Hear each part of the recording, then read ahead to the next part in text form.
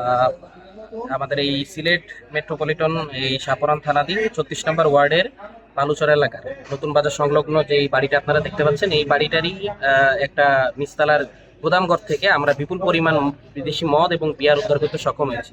এখনো পর্যন্ত আমরা সঠিক সংখ্যাটা বলতে পারছি না, বাট আমরা ধারণা করছি যে সবকিছু মিলায় 600 বোতলের উপরে হবে এবং এটার আনুমানিক মূল্য আমরা ধারণা করছি অর্ধ কোটি টাকার উপরে, তার নিচে নয়। প্রাথমিকভাবে আমরা একজনকে অভিযুক্ত করেছি। এই বাড়িটি একদিন সিলেট প্রবাসী এবং সেই প্রবাসীর যে আপন ভাই আবু সেতাব তার নাম, ওনাকে আমরা প্রাথমিকভাবে অভিযুক্ত করেছি। উনি সরাসরি এই মাদকগুলা গোদামজাতকরণ এবং এগুলা বিভিন্ন বাইরে পয়েন্টে বিক্রি করার সাথে সম্পৃক্ত। এছাড়াও এখানে আমরা অভিযান পরিচালনা করার সময় আমরা দুইজন সিএনজি চালককে আমরা আমাদের হেফাজতে রেখেছি। তো প্রাথমিক জিজ্ঞাসাবাদে এখনো পর্যন্ত তাদের কোনো সম্পৃক্ততা পাওয়া যায়নি।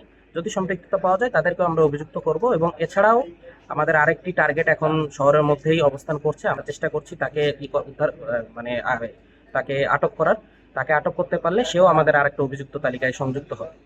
তো আমরা আনুমানিক রাত 1টার সময় আমরা এখানে অভিযান পরিচালনা করেছি। এখন এই উদ্ধারকৃত মাদকগুলা এবং আসামি অভিযুক্ত সহ আমরা আমাদের সংস্থায় নিয়ে যাব। পরবর্তীতে এগুলো আমাদের আইনি প্রক্রিয়া সম্পন্ন করে আমরা সংশ্লিষ্ট থানায় হস্তান্তর করব। কোনো আগ্নেয়াস্ত্র পেয়েছেন কিনা? জি না, আমরা এখান থেকে কোনো ধরনের আগ্নেয়াস্ত্র এবং অন্য কোনো ক্যাটাগরি মাদকদ্রব্য আমরা উদ্ধার করতে পারি ছিল না।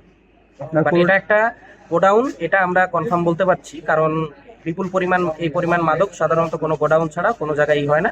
বাট এটা যেহেতু একটা আবাসিক এলাকা এবং সেখানে সেই হিসেবে এখানে একটা বাসার ভিতরে এই পরিমাণ মাদক গুদামজাত করা, এটা একটা গোডাউনই আমরা বলতে পারবো।